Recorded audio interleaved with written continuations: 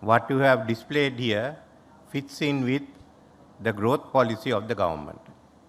The growth policy of the government includes tourism, and to double the numbers, the first stage, go up to 5 million.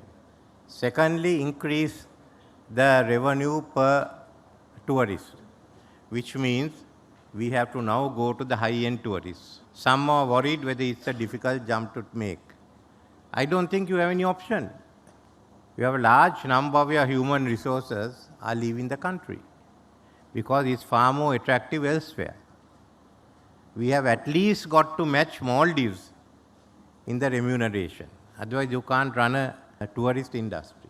Thereby, but to do that, we must give a good service. Tourists come here because they're interested in cuisine. So you here, all the people who man the kitchens and all those who provide supplies to the kitchens are the people who have a very important role. First, we'd like you to maintain a high standard and even have a higher standard. Be able to make a mark where some of you can even export some of your products to other countries. Secondly, we come to the personnel itself. Who we train in the kitchens, who are involved in the service. So that's the most important item.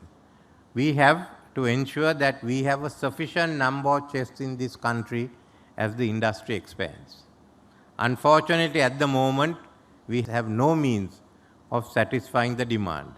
So the government will certainly help different hotels and associations to expand the number. We can't cater to government is good as supplying rations to the military bases.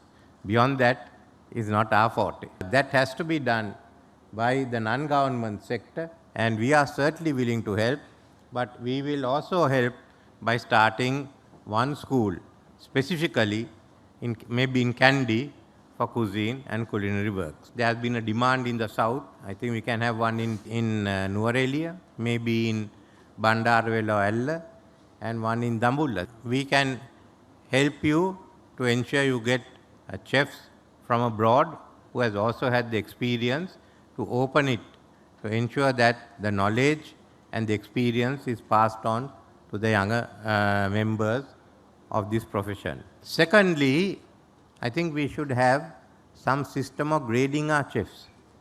So why don't we have international standards and give a few stars? I'd like to see some of the private entrepreneurs coming forward. You can't develop tourist industry without developing the human resources.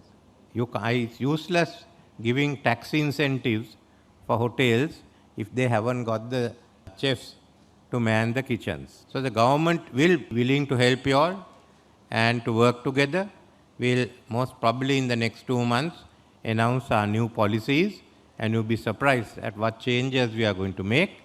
And similarly, your association and others involved in the tourist trade will get together, I presume, to help us go forward. Remember, we have a good future, and we do so by developing the young talent we have.